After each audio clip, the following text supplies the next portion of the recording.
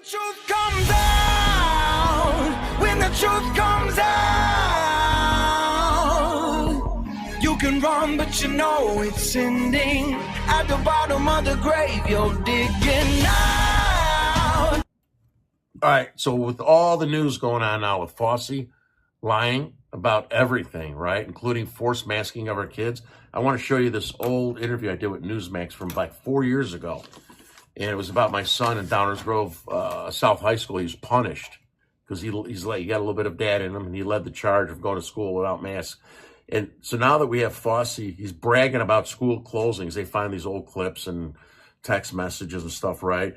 His lies altered our children's childhood in school. My kids were ingoing freshmen when this first started.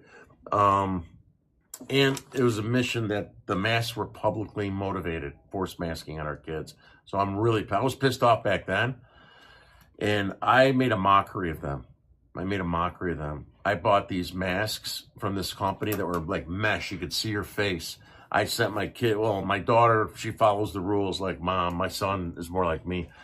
And teachers got pissed off. And the second week, said, Mr. Newsom, you can't come to school anymore if we could see your lips through that mask. You got to get a different mask. So I put a double one on.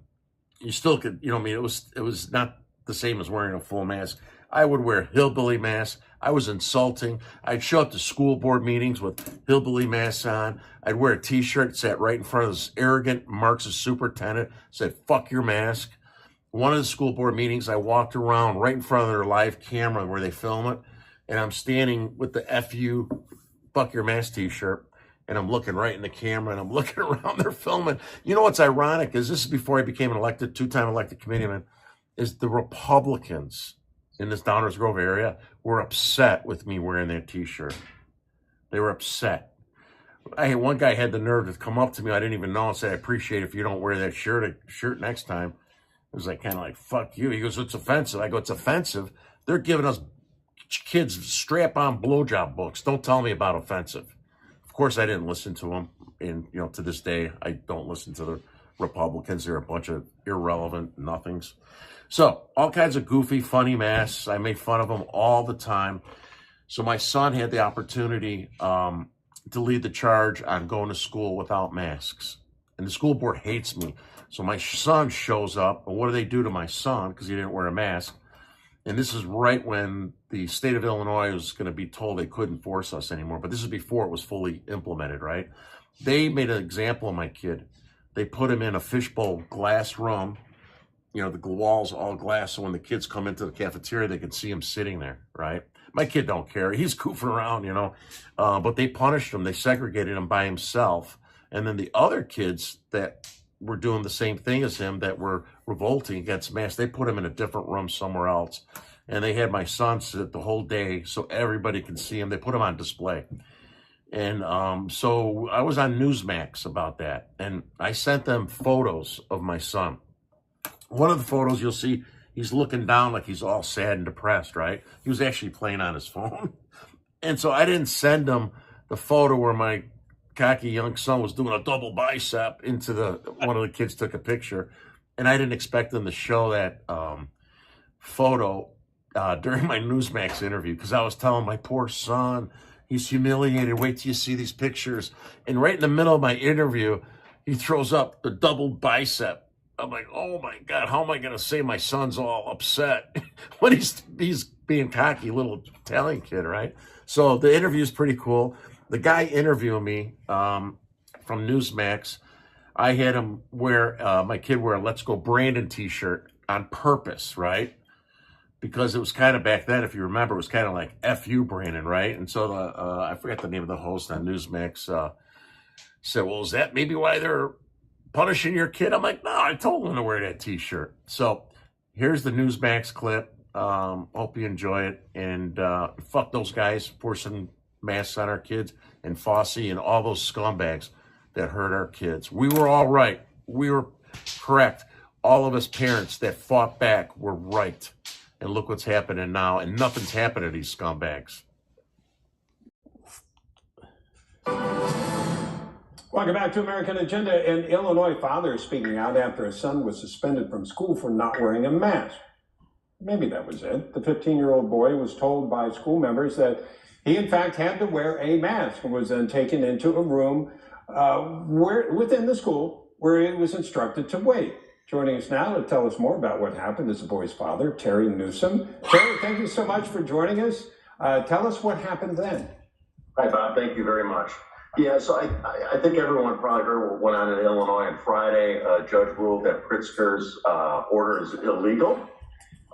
It's called a TRO suit, and within that, there were 700 students of 1 million in Illinois that signed up for the suit. What the judge ruled was that what Pritzker is doing is illegal.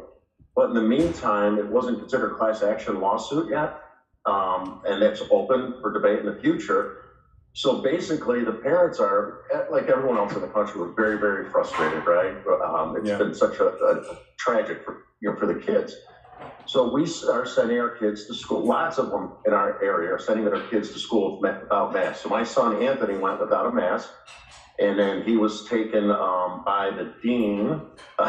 He's going to kill me for that photo. So my son's on the wrestling team and football, and they locked him up in like a fishbowl room right by the cafeteria. Some of the wrestlers went by and took that picture of him.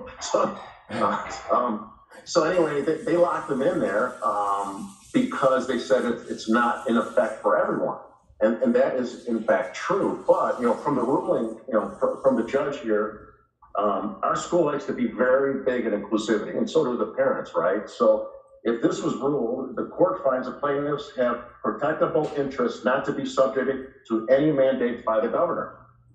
The defendants do not. The schools have the authority to require masking, close contact exclusion, vaccinations, and/or testing in schools unless it's voluntary. Okay. So if that is illegal for 2 children, a lot of these schools in Illinois are now moving to mask optional, right? With everything we've disclosed. Yeah, but let me ask you about your son, just so we understand the story. Was he allowed to go back to school, or is he? He's locked up right now. No, he's at school. He's in that same room. My understanding from the other kids is that he's the only one in that room right now, which is like right by the cafeteria where you can So walk is by. he able to see the classes? I'm not saying that's the way they should do it, but he's not able to even. No, they got 70 kids in another. So more kids got confidence from my son yesterday. Another adjacent school from here in Hinsdale has 400 kids in the auditorium, locked in there all day, sitting there. My son and they're not able to get on their computers to watch like they did at home, forced to do at home last year? No, they have to do their own homework ad hoc, just sitting there. Just sitting there. And now, how much do you think it had to do with the T-shirt he's wearing? Oh, no, we knew that was going to happen. I told him to wear that T-shirt. We knew that was going to happen. You told him to wear the T-shirt. You're getting your son in trouble. No, he was in trouble before that because, our school. Let me ask you this. Is he still allowed to wrestle for the school? Well, they're in their last 2 weeks, and he's got an infection in his knee. Not an infection, I mean, something like a staph infection. I know wrestling. Yeah. But there's other boys that want to participate because they have sectionals coming up. Okay. And we got a threatening letter from the superintendent saying that there's consequences, and of course there's consequences, right? But the kids that are going to sectionals, they can't even take the chance, right? Because they and it makes sense. Right. I mean, everybody's making their decisions, and some people are compromising what they might believe. Say, well, I consider wrestling more important than not wearing a mask. Let me ask you this: when they wrestle, which, by the way, is the most personal thing you can do athletically, in my opinion. I played football, basketball, baseball, but part of football, some of our training was wrestling. That is, you are right. Do they wear masks doing that? So you're going to find this funny. I got boy-girl twins, right? My daughter finished volleyball, right? Open volleyball. Compared to wrestling, the poor girls had to wear masks in volleyball. No, I know. My girls played volleyball too, and they had to wear masks, which was preposterous. But do they have to wear masks wrestling? So wrestling started right after football and volleyball. So I get an email from they're freshmen, so it's new to me, about wrestling practice started. I said, hey, coach, I'm assuming they have to wear a mask. And he said, no, just to get to the wrestling room. So I go to the wrestling matches. Matter of fact, this last weekend, the kids have no masks on when they're wrestling. Oh. It just shows the inconsistency. I didn't want to complain about that because I didn't want them to go back and make these poor boys say, hey, my daughter has to wear a mask in volleyball. Right. But the wrestlers are sweating and dripping on each other. It doesn't make sense. Exactly. So it's like, that's part of this whole thing. We're trying to teach the kids to stand up for themselves. Right. and typically you wouldn't want this to affect their education. My kids are great students. Yeah. I'm like yeah. that, and you don't want them to impact. Well, Great point average. by the way, this year my girls playing volleyball, they were allowed to not wear the mask at home, but then on away games they had to wear them. I don't know how that works, but a crazy world, Terry. I think everybody feels for you, and I hope this turns out better for you. I hope this mask craziness. Go ahead, last word. I say one thing. So tomorrow night I'm hosting a pizza party with TPUSA for the kids to come together off-site because it's not sanctioned by the school, and to try to get them involved to have another view besides the radical left side view. Yeah, So how do they get in touch? How do they get in touch? Just look on Our Opinions Matter D99 Facebook page. Our Opinions Matter D99 Facebook. You'll see the posting and the address. All right, Terry. Thank you so much, Bob. Hey, okay. Is it crazy? We'll talk about more about this in more detail with our next guest. We sorry about being late again. We were extra late this time. So we have a very interesting guest. He's from the West Coast. He's I believe a more articulate Christian version of me. And he follows a lot of the same stuff. So it's going to be a fun, interesting call. Let's invite Caleb in. Caleb Collier is a notable is associated with the Spokane Valley, Washington, as a U.S. Marine Corps veteran, former EMT, former Spokane Valley City Councilman, and the host of the Church and State podcast. He grew up in California as a Christian in a Christian commune, and his family later described a controlling cult-like. He served in the Marine Corps around the same time as 9/11, worked in telecommunications infrastructure support role. He worked as an EMT and later served in the Spokane City Council. Then he took a conservative libertarian position. I'm using AI, by the way, Caleb. I'm using AI. I know it's kind of gay. I'm using AI. He took a conservative libertarian position, including opposing certain government mandates and proposing that the city becomes Second Amendment sanctuary city. And he fights for all the same stuff that most of us are watching on the show. Welcome to the show. Well, I appreciate that. And I got to say, AI did actually a pretty good job there. I'm not the biggest fan of AI. I don't typically use it when I can help it, but yeah, I mean that covered a lot of what I've done in my life. It's been a wild ride. I've never been afraid to try things. That included my time on the Spokane Valley City Council, everything I've done politically, as well as the show. Yep. So thank you very much for being here. Why don't you, if there's anything you want to elaborate about your background or, why you're doing what you're doing with your podcast, just like us, I'm sure I know, but I like the people to hear why I think it's important for all of us to do this all over the country because somebody has to do it. Yeah, we do. We got to speak up, and I'm so glad actually that we're covering this topic of Anthony Fauci, the mask mandates, the mandates on vaccines, experimental mRNA. It's not even fair to call them vaccines because we can't forget. And really, why I do what I do is because I hate bullies. I hated them when I was a kid. I hated bullies at the playground. I would stand up to them. And what I have found in my adult life is most of those bullies went into government because the government likes to tell us what to do. They like to dictate and edict and pass legislation. And for me, like I think it's our job to stand firmly and say no. Like I'm not gonna abide by that. During COVID-19, I kind of joke that I'm one of the few people that actually had fun during COVID-19 because I still did everything I was going to do. I Mhm. worked for political organizations, so there was no conservative political organizations or libertarian leaning. And they weren't like, hey, you're going to have to get vaccinated. So of course, I'm not going to get vaccinated. I refused to wear a mask out in the Spokane area, which is Eastern Washington. We had like a whole underground area. Like it was like speakeasies. You'd go knock on the door and, it'd slide open. Okay, you're cool. Come on in. Right. And we did massive protests against these lockdowns. And there was a whole slew of people that were just, we're done. We're not doing this. Yeah. And so that's why I think it's important for us to talk about this because I don't believe it's done. I think they're going to come back with something else. That was a guinea pig test. I believe it. And we failed. I think we failed in general. Don't you think? I mean, I think we failed. I think the vast majority of Americans did. Yeah. A country that was built on these principles of liberty, and the vast majority of us showed that we are sheep. There is a percentage, and that percentage is actually growing. There are a number of people who maybe got one of the vaccines, maybe got all the vaccines and all the boosters, but it finally woke them up. And I pray for those people. I pray that there's no side effects that come out in a few years, because a lot of people are experiencing those.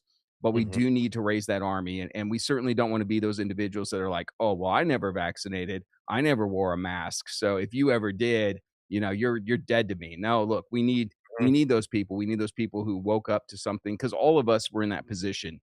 For me, I didn't wake up until 9/11. I was serving in the Marine Corps, and I'm watching all this go down, and I'm like, something's not adding up. Like Tower 7, I had questions. Like, how does this thing go down? Didn't even get hit by a plane. So that was my wake up moment. And prior to that, I probably frustrated people that were already awake.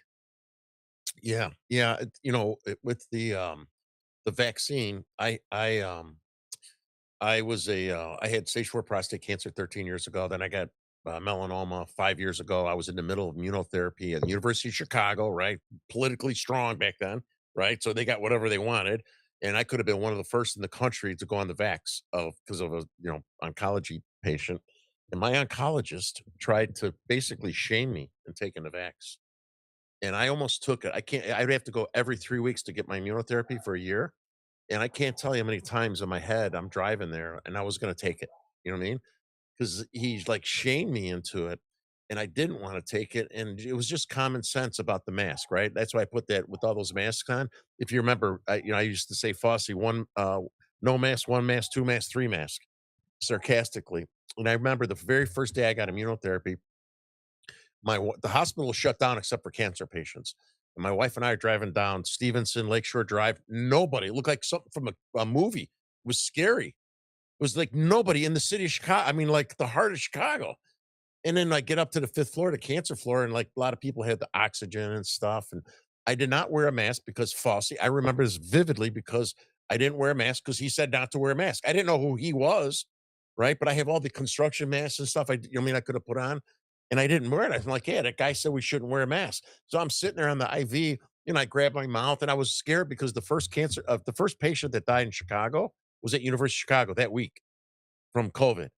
And so you're walking around the hallways, it's, like, creepy, it's scary, and nobody kn I was scared, I'm not, because I'm sitting there thinking, "Care, what if this stuff's floating around?" To my wife, or I just touched my mouth, what if I got a germ, you know what I mean? Why did the guy tell us not to wear a mask to at least protect our mouths from putting our hands in there? From common sense.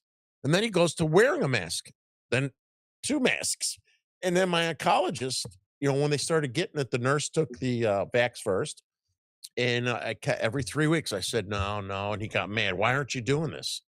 I said, "Listen," I go, "you guys weren't even, right with the mask." I go, "All due respect with the masks." "What do you mean?" I go, "They said no mask, 1 mask, 2." "Well, the science changes." And I said, "Science changes?" I go, "You guys know about masks for other diseases for so long and what could, penetrate those masks, regardless of COVID. So you should know that before saying no mask, 1 mask, 2 mask."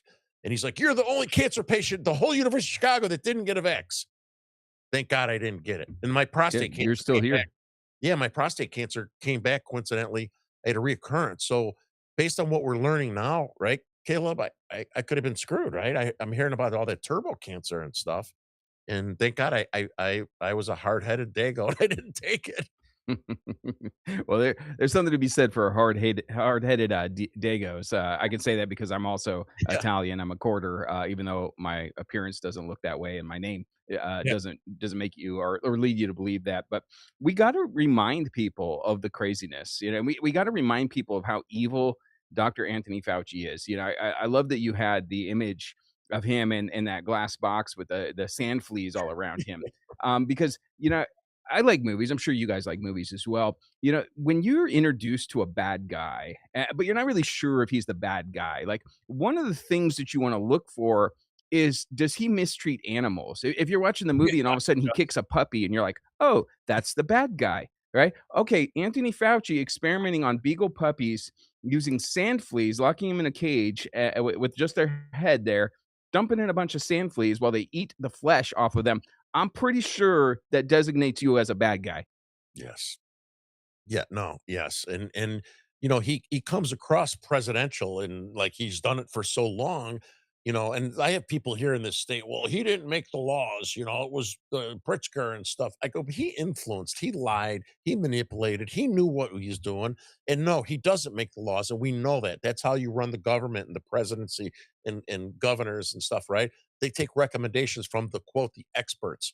But that expert was lying. Just like in business, you surround yourself by people that are supposed to help you because you don't know everything about everything, no matter what you do, right? You know as much as you can, and then you have experts. That's why you have all these executives in the pyramid of how they report up to you. This guy lied, and he knew he lied.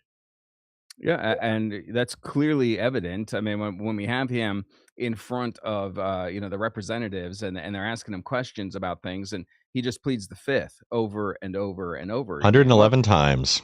yeah, and I mean, he's not stupid. Okay, a lot of people were out there saying, "Well, he's so stupid, his No, lawyer's stupid." no, he's No, not. he knows he has immunity at the federal level, but he Yeah, doesn't at the state level. And I really hope that one of these more conservative states goes after him and prosecutes him. And that's why I believe that's why he kept pleading the fifth, because he knows he's in trouble if he ever dares to utter a word of truth. yeah. Caleb, Yeah, real quick, we'll pivot back to this discussion, but I'm a little frustrated that nobody's been indicted for nothing since we've been. I'm very upset with, and that's for another topic. But I mean, nobody's in trouble for everything they've done to us for the last 5 years, 6 years, 10 years. oh, Nobody. and even with the other more recent stuff they've uncovered with all this fraud. Yeah, I'm glad they can deport some Somali pirates and a few other people, but we went to big fish. And, they talked about how they have direct links up to Tampon Tim's lieutenant governor, or whatever her name is. I keep forgetting it. Well, arrest her then. Stop talking. Put up and shut up.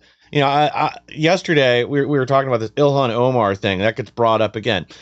We've been talking about her marrying her brother, the fraud with the winery, the $30 million in assets, and all this stuff for a year and a half. Just go ahead and deport her. You know what? We don't have to break up families. We can send her husband with her, or both of them, her brother husband and the more recent husband.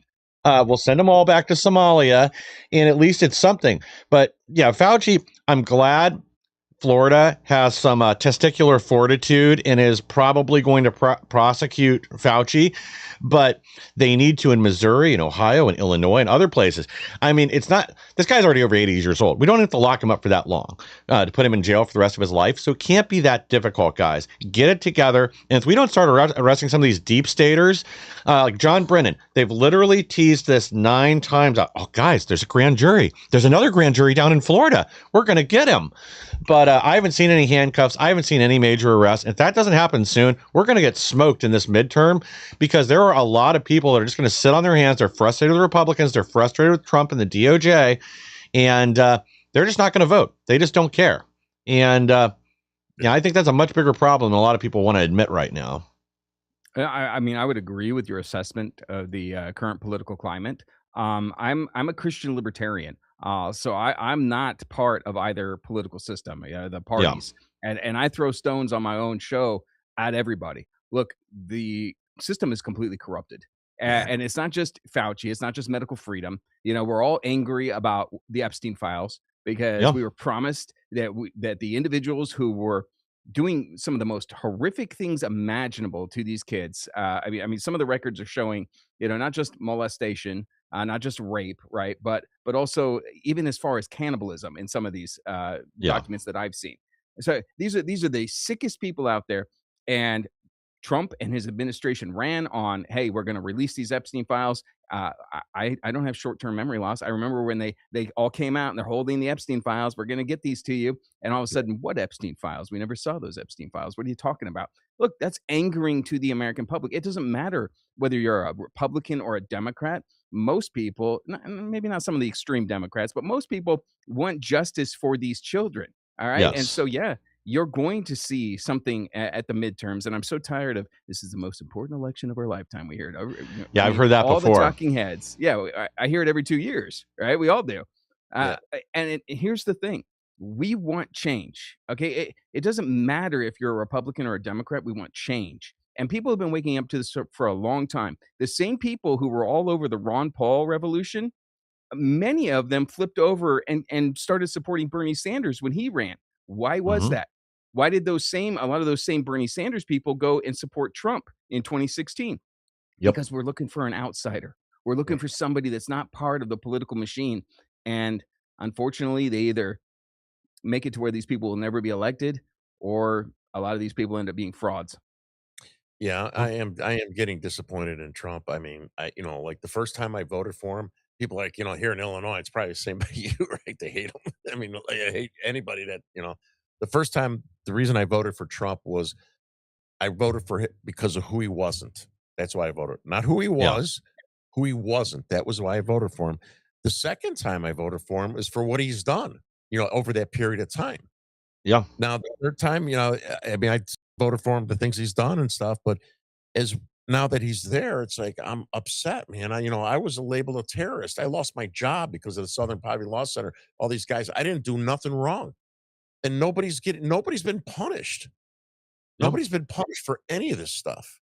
I was labeled a terrorist. I mean, but many other people, our lives were disrupted. I was lucky I didn't have to go to federal court. I was peacefully at January 6th. They sent the FBI to my house. I didn't even go in. I left before people went in.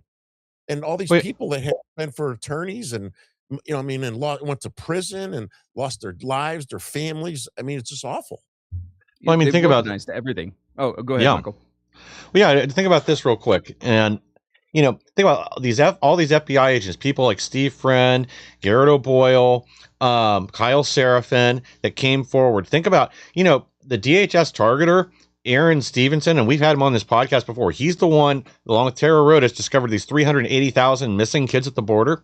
Guess who doesn't work at DHS anymore? He's gone too. All these people that did their part and pushed the government to do the right thing, and now we're back in power, and they don't want to listen to any of them. We still have 6,000 FBI agents that need to be fired, at least. Now, I'll be generous there. I do think that some of them, if you went and kicked down a few doors right after January 6th, you might have thought you were just doing your job, that you were getting people that broke windows or did other things. But a few months in, there's no excuse. And if we don't change these people and pull them, if we don't eliminate the deep state, we just let them go in hiding for a few years, they can wait out the next 2 years because the Democrats are not going to win the Senate. Even if they win the House, Trump will just remain the reigning impeachment champion. They'll impeach him 9 more times. The record will expand from 2 impeachments to 15 or more, but it won't affect anything. They won't be able to drive their agenda through. And I think with the DSA candidates they're pushing now, it's a pretty good chance that we end up with Rubio or Vance in there for the next term because they're going to probably run AOC on some blue-haired moonbat we've never heard of that's a DSA favorite, and then they're going to get smoked. But will we change anything? Will we fix anything? That's the real problem. These are institutional problems. They are embedded within our system. And if we don't eliminate the guilty parties once and for all, then this is only going to continue. And I mean both the Epstein class and the deep state, the intelligence agencies, everybody. We have a chance right now to actually clean house and get our country on a much better trajectory. And I hate to break it to you guys, we got some bad things on the horizon between what's happening with AI, what's happening with our monetary system, world markets. There's a derivatives crash getting ready to happen. U.S. treasuries are, that's not good either. Like we have our both feet on landmines right now, and there are not very many paths to safety. And if something doesn't change soon, it doesn't matter if we stave it off for a year or two. The beast will still come for its due. Yeah. Yeah, no, that's a good assessment of our current situation as Americans, and it should frighten every single one of your audience members because we're in a world of hurt. I like the analogy of both feet on a landmine. I mean, $40 trillion in debt. Yeah. We cannot survive as a country, and I don't care if it was Biden or Trump that brought us to that point. $40 trillion is not something that we can have hanging over our heads. We're Right. engaged in more wars again. Yeah. We just can't seem to stop that. I got out of the Marine Corps in 2002. We've been at war since. I mean, there's an entire generation that has not known America at war. And my kids are getting to the point where, in 4 years for my oldest, he could join the military. I tell him all the time, I'm a Marine veteran. I love this country. You're not serving in the military. I tell him that all the time. Like, I'm not going to have you go die in some banker's war. For what? To go spread democracy? I know I'm a conservative or a libertarian. I'm Yeah. not supposed to have trigger words, but we're not a democracy. I get so tired of that word, and they throw it around constantly. And we attack all these different countries for what? For what reason? Or I go back. I got my degree in history, so I like to study what happened in our past. And I go back and I bring this up all the time, and I want people to remember this. When General Wesley Clark ran for president as a Democrat. He said he named like 9 or 10 countries that we were going to invade in the future. And he Yep. named them. He named Libya. He named Syria. He named Iraq. He named Iran. Why have we gone into all those countries? Oh, I'll tell you one reason why. Because none of them had a World Bank. But guess what? They do now. Yep. Yeah, yeah. So you mentioned history. I made a post today. I was calling out. We have a gubernatorial candidate here, that Darren Bailey running against Pritzker, right? Yeah. And I hate Pritzker. People aren't happy that Bailey won for whatever reasons without getting into that. But I'm going to vote for him. I tell people that are Republicans, if you're a Republican, just you don't like him, you got to vote for him. Pritzker's so bad and evil, right? And then Bailey just goes to. I grew up in the Southwest Side, Bridgeville. Bridgeview is right adjacent to where I grew up. My high school, we all went to the same high school. They just changed the name to Little Pakistan, or I'm The sorry, Palestine, Little same Palestine, difference. Little Palestine.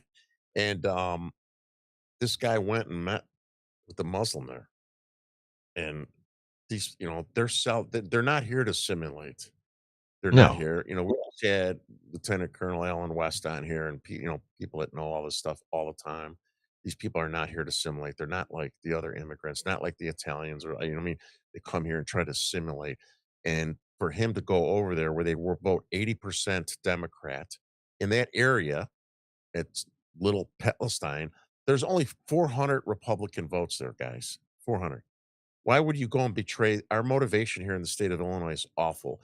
The only chance we had to do anything positive in the election is if Trump was hitting on all cylinders and his approval rating was through the roof. That's not the case now. That means Republicans aren't going to come out to vote. And we have this guy running, and he's kissing ass of an imam, standing with his wife next to her, wrapped up in the Trash bag.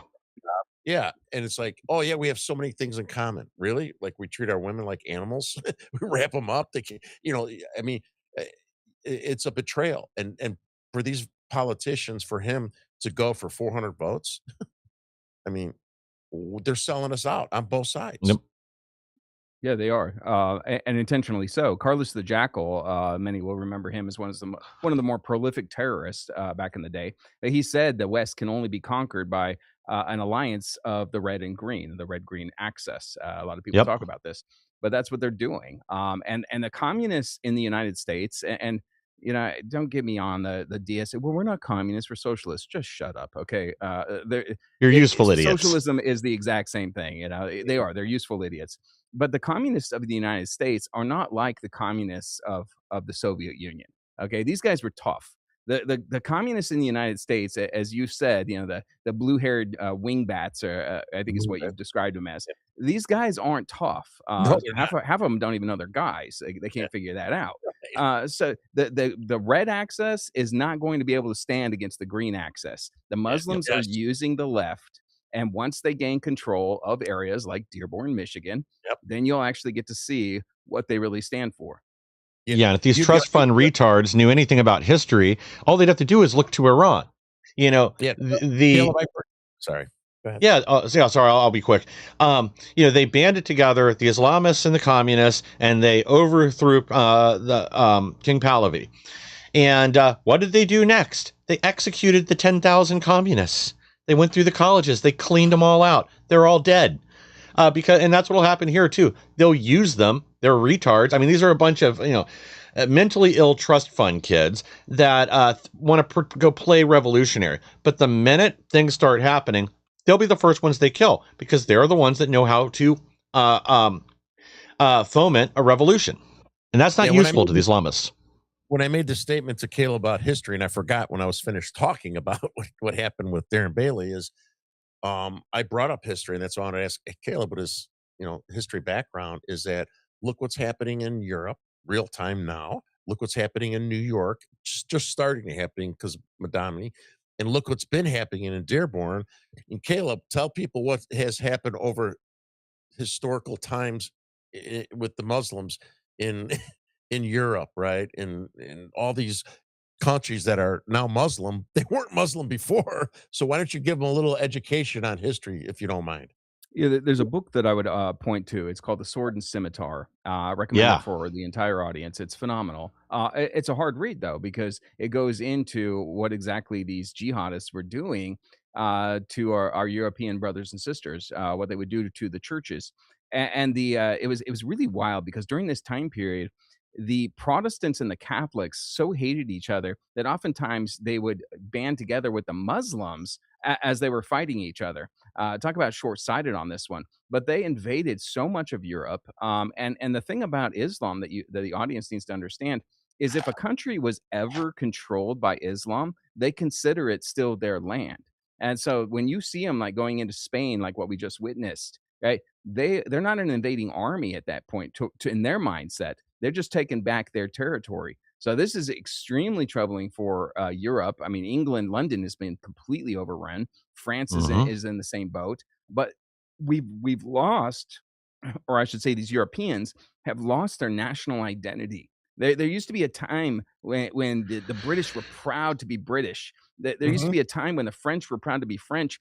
I don't really understand that one personally, Yeah. but they were proud of being French. And now, no, they've lost it to this idea, this lie of multiculturalism.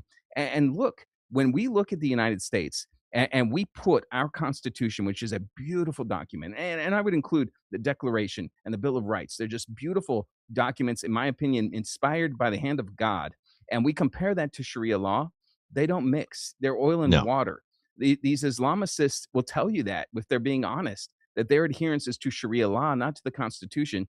If we are going to actually have good and proper immigration, as you brought up with the Italian immigrants, the Irish, right? There was that assimilation. They wanted to be Yep. a part, they wanted to be American. My Italian grandparents, they refused to, or great grandparents, I should say, they refused to teach my grandma Italian because we're Americans now. We're Same gonna with my we're gonna Yep. mom. speak English here.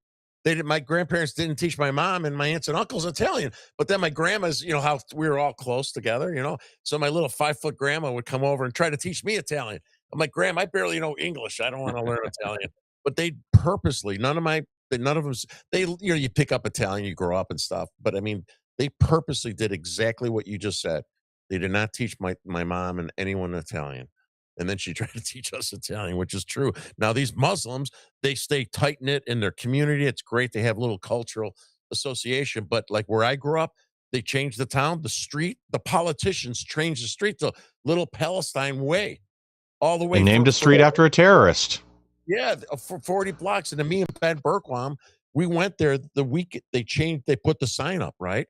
And that's where I mean, that's my neighborhood, right? And I walk Ben around there. And then after we posted the video, I'm getting threats from these Hamas scumbags. Terry Newsom, we know who you are. If there's any trouble here, we're coming for you. And a bunch of them say, then they pulled him down, and that that that's been there since like the late '60s. That mosque, they bought a Catholic church, but it really like in the last 30 years, I mean, it's massive now. Big home castles. With the average house is $290,000. They got castles around the mosque now.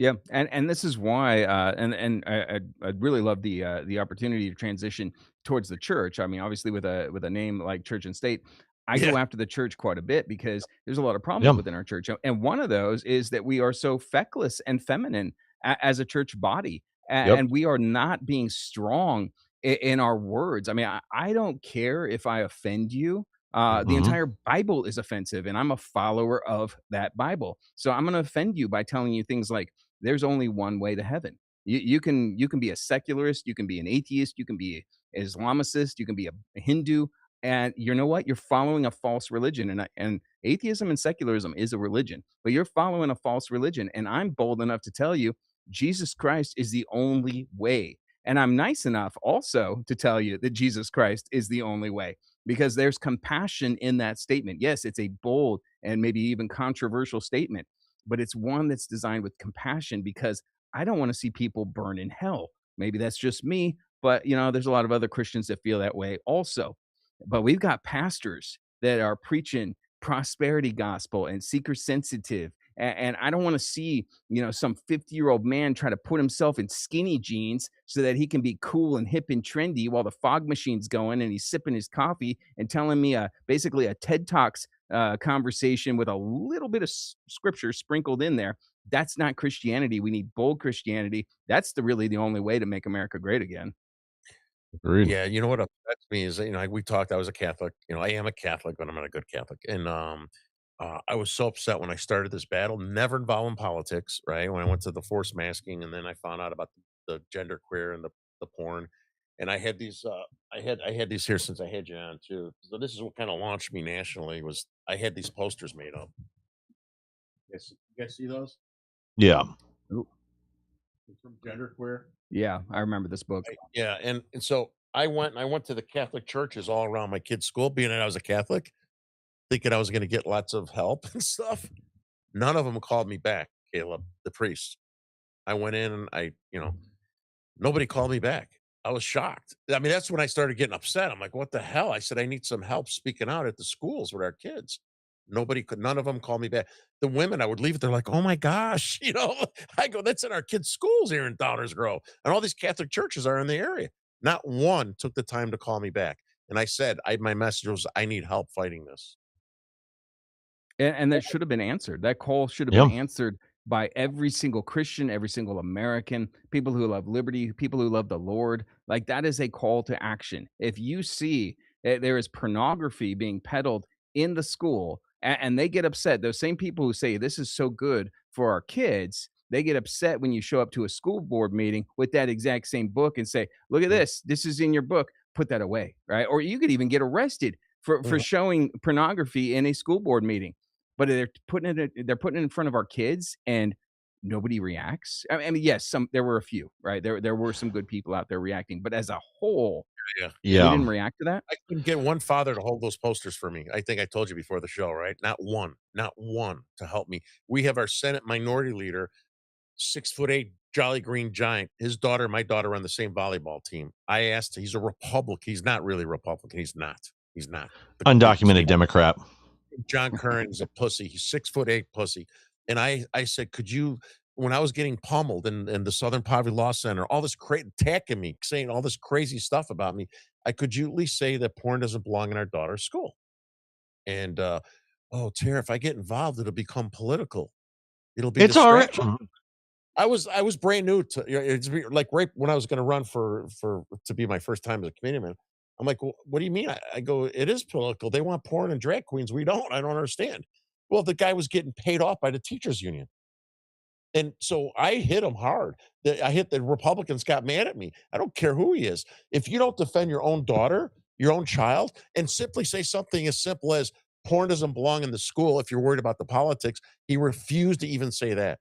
So if you don't do that and defend your own child, you sure the hell aren't going to represent me and my children when our backs are turned if we needed your help. So you're a piece of crap. You don't even belong in that position.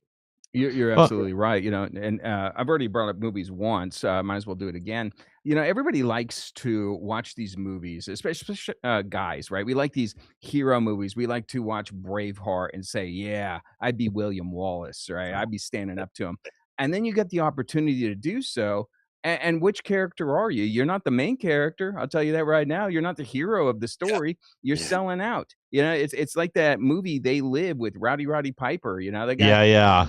we have the opportunity to put the sunglasses on. We can see it, and the vast majority of people are going to fight you. I don't want to see the truth, or and in your case, right, with what you were dealing with, they're the ones that sold out. Hey, live good while the getting's good. That Well, that's yeah. that's the mentality of so many of these politicians and leaders in our country. Well, I mean, again, to take it back to what you said earlier about the churches, look at how many of these churches now celebrate Pride Month every year, or get mad when Target doesn't put, I don't remember, like the trans swimsuits and the dildos up front, and that's what they act like that's somehow a loss for them. Same with our schools. A lot of this, again, we talk about the roots of our problems. Our schools don't educate any people anymore. They're there to indoctrinate. They're there to just make you a mindless, brain numb sponge, a tool of the left that will go out there and express your feelings, but they're not based in reality. They're not based in morality. They're not based in anything that's actually useful to our society. But this is the message that gets pushed. And then when you have people like your representative there, Terry, that sell out to that, they know who butters their bread, and they've abandoned the people they're there to represent. They don't care about them at all anymore. They're there to enrich themselves and to form an exit plan. They want to be well enough off that they don't have to worry about things when all this finally does go sideways. Michael, Yeah, you just hit upon solutions, and I absolutely love that because we need to start practicing solutions. And there's so many ways to combat what's currently going on, and I don't care what it is. It's education, church, politics. There are ways for us to fight back. And so, when it comes to education, right, get your kids out of public school. I'm not Yep. stuttering there. I can say it again for people in the back if they didn't hear me. Get your kids out of public education. There are so many different options out there. There's homeschooling. If you don't feel like you're well educated enough to homeschool your kids, there's homeschool co-ops, there's private schools. Okay, there's a lot of different options for parents out there. But I'm telling you right now, the school that you went to, you're like, hey, it wasn't so bad when I went. It's not the same school. same. They are Yep. pushing a propaganda machine you don't want your kids to be a part of. When it comes to the churches, right? I'm a Lutheran, okay? And the Lutheran Church, well, I should say the ELCA, they're nuts. They got the rainbow flags out there and everything. But there's good wings of Lutheranism. I'm LCMS myself. Look, if there's a church that you're a part of, or maybe you're going to visit and it has rainbow flags, I mean, there's your sign right there. Mhm. Actually, just looking at the data points, the top 3 churches that are closing their doors in America right now? Catholic. No, it is the Lutheran Church, the Methodist Church, and the Presbyterian Church. Those are the All the 3 churches. pride flag flying churches. They're all closing. And people Christians were bemoaning this. This is terrible news. This points to the fact that America is starting to lose its Christian roots. Wrong. That's not the case. Those 3 churches are some of the worst churches for progressivism. And I Yep. see opportunity for us because a lot of these churches, especially they're more of the high church model, they're more that Orthodox style. They're beautiful buildings. We don't have to go and put a church in a strip mall anymore. Go buy a former Presbyterian church with the stained glass windows and the beautiful wood and pews and everything like that. It's going to be fantastic for America. So there's solutions. Once again, getting inside of a good church. When it comes to politics, look, it's got to be local, guys. I know that for lack of a better word, that the federal elections are sexier. Okay, I know it, right? All the news Yeah, is yeah. all over it. But you go into the local level and you can get good people. I mean, when I was a councilman, I fought against a vaccine mandate back in 2016, back before it was cool to do so. Well, I tried to make my city a Second Amendment sanctuary city because they were talking about banning uh, high capacity magazines and assault You mean rifles, right? standard capacity magazines, right? Exactly. Yeah, exactly. Right. Like the one behind me. Yeah, Yeah, yeah. they were trying to ban that. So at that local level, get somebody in there. Get somebody in there that'll fight. And then you know what? That's like that's like sports. When you get in there and you got the junior varsity team, that's your Yep. local level, guys. They're gonna Yeah. move up. Start Yep. moving them up. Yep. And if they burn you, you burn them back. That's right. Yeah, here in Illinois, the GOP did nothing to help the school boards. Nothing. Absolute nothing. And matter of fact, all the way up and down, they have no money. They have nothing. And I when I first got into it as a committeeman, and I disrupt our township. I called them out and stuff, right? And so as I learned quickly, is that the Republican Party is supposed to bring the money and power, right, for us. And then we bring as grassroots the people and passion. And you're supposed to bring them together to make us strong to fight against the Democrats, especially in Illinois. It's got tons of money, tons of power. They've got crazy whack jobs that have passion. They're organized. The unions, they got Indivisible, Act Blue. I'm on all the emails to follow these guys. We're not doing anything. And so the Illinois Republican Party has no power and zero money, none. But they help their little friends at the top to keep these little positions. They do nothing to help us. No strategy, nothing. The RNC thinks we're a joke. We're one of the worst states, the worst state in the probably the whole country, because our Republicans are Democrats in Illinois, and they betray us. Sure. And once again, we can do something about that. My local GOP, is phenomenal, and we had to take it over, right? We as Bingo. conservatives, as constitutionalists, even as some libertarians, we had to go in there and take it back from the establishment, and it worked like a charm. And now I'm so proud of my local Spokane GOP. They're passing resolutions against geoengineering, right? And the establishment's like, whoa, this makes us look like we're Bigfoot people, and like, no, look up in the sky, they're doing it. Okay, Yeah. they're doing it, and you can see it. So, yeah, we can be effective. We can take control. There's a book I would recommend for the entire audience, a book called Confrontational Politics. It is literally the best book out there for conservatives, anybody who loves liberty, to take the power back. It's basically rules for radicals for conservatives. Okay. Mhm. And it is a phenomenal book. Read it, highlight it, share it with friends, family, and neighbors. Yeah, I'll definitely get it. I get Audible because I'm Mr. ADD. I'm like my legs are going now and stuff. Like I got that book that you told me on Audible. The it's 9 hours. It's like right. I've listened to it on Audible. It's like I listen a little bit at a time before I start like twitching and stuff. But it's a good book. It is a good book, and people have to listen to it. You know what's funny about here in Illinois? I don't know if that happens by you, but our Republicans here suck. Right? They're Democrats, and they do things, i.e., like go and kiss the feet of Muslims and wash their feet and, all this crazy crap that they're doing, right? And I'm like, you got to give us excitement. You know what? They're worried about like, same day voting, vote by mail. I say, you got to give these people excitement, the motivation just to vote. Doesn't matter about the channel. Yes, there's cheating. We need to stop it. But in Illinois, it doesn't matter if they cheat. I mean, obviously, we don't want cheating, right? I'm being sarcastic. People are not voting. Our people are not voting. And they're so worried. They go, oh, we got to get the softies. Oh, we got to get them. We got to. They're appealing to the Democrats who hate us. They're not going to vote for us. And if you're Yep. not going to get your own people excited and motivated to even vote by mail, vote or sit on the toilet and vote or whatever, if they're not going to come out and vote, what makes you think a Democrat's going to vote for you? So they keep doing the same bullshit over and over again about not wanting to offend or sound too much, close to Trump or speak out against porn for your kids or no, illegals don't belong here. They don't do any of that here, Caleb. None of it. Yeah, Barry Goldwater said, "Extremism in defense of liberty is no vice."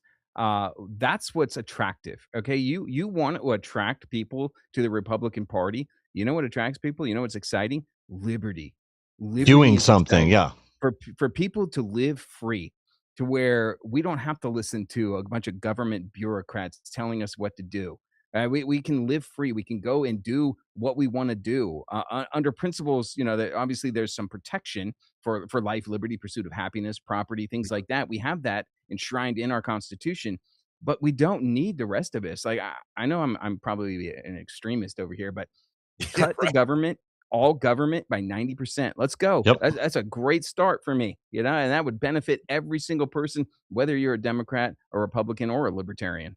I mean, it's the But first yeah. time I heard any say they're probably the most extremist on the show here.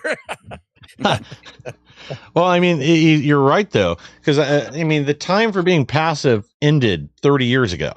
The left moves the goalposts further down. We always react to them, and we never accomplish anything. That's why people are frustrated.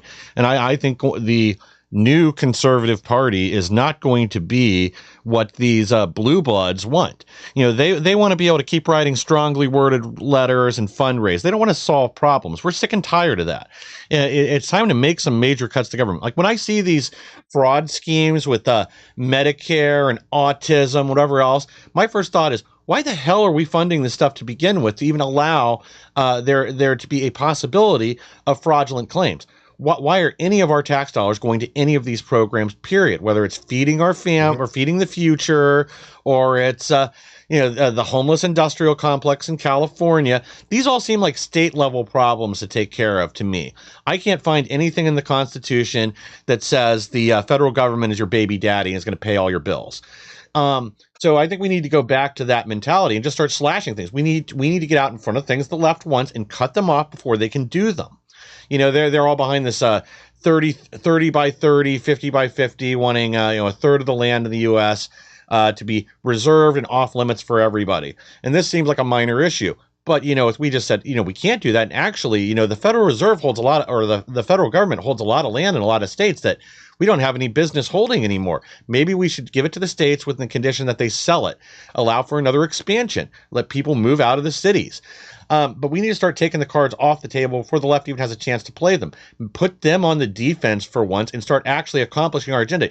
This election should have been a walk in the park. The first 3 months of Trump's term were great. I mean, the left was losing their minds with the Tesla terrorism and everything else.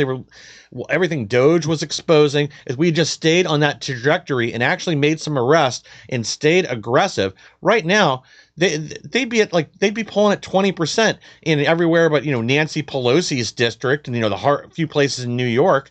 Not to mention half their politicians would probably already be in jail. They would be. We really need to start exercising our rights, and these are God-given rights. They're not given by government. I Yes. love to quiz politicians on the purpose of government because it's so simple. It says it in the Declaration of Independence. It's to secure our rights, our God-given rights. We need to start operating under the 9th and 10th Amendments at the state level and then just as a personal level as well. But we do have to be cautious here. We tend to view these corrupt government officials as inept, right? And they're not. They're No. actually pretty clever. Yeah, there's some useful idiots. AOC is not clever. That is a useful idiot. That's a great example. Her handlers are, though. Her handlers are extremely bright. And these individuals have sold out America. That's what we need to recognize. These individuals do not have America's best interest at heart. No, they are globalists through and through. They are elitists who believe in a system that the Bible actually warned us about, a beast system. They want to make a system that is a one world currency, a one world government, and a one world religion. We know that's going to happen because that's what the Bible tells us is going to happen. And when I look around, I see example after example of them trying to do just that. I mean, for example, why did Trump start talking about Canada as the 51st state and taking Greenland? Why was that? And a lot of the MAGA people were like, yeah, let's do it, right? Why did they do that? Because the Council on Foreign Relations back in 2018 released their 10 regions plan. Now they updated it. Originally, they wanted the North American Union to be Canada, the United States, and Mexico. The updated version is Canada, the United States, and Greenland. The 10 regions, which is literally talked about once again in the Bible, 10 kingdoms, is part of their plan to bring about that beast system, the rise of the Antichrist. And we can't even see it. We think our politicians are inept. No, they're destabilizing our country for a very specific reason. We don't want Canada anyway. There's too many liberals up there. We'd have to pacify them first. So I guess maybe they can be a territory, and then we can revisit it in, say, 25, 30 years. Yep. So we have to have you on sometime in the future so we can compare notes on Antifa because we're a hotbed here. You guys are like the epicenter over there, really.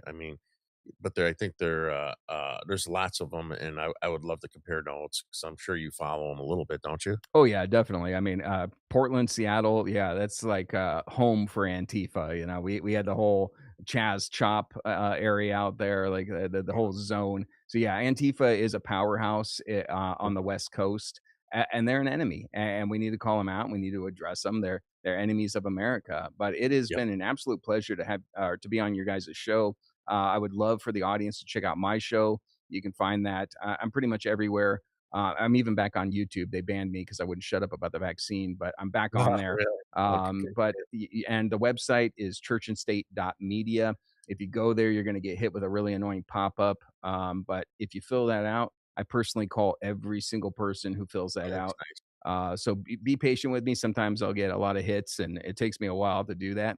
But I do call every single person. And then That's awesome. Once again, on the solutions as well, like here's another one. I work for a company called mark37.com. Go check them out. Ghost phones, ghost laptops as well. Tech that doesn't spy on you. Your iPhone, your Android, they're spying on everything that you're doing. And if you're a warrior, if you're in this fight, I wouldn't recommend giving all of your communications over to the enemy. Well said. I'll talk to you offline about that. Maybe we'll try to push that on our show here for you, for you too. I could set that up. Yeah. Yeah. Because they're spying. So you got a phone that you won't talk to your wife about something, and then all of a sudden you're going to hear about it on Facebook.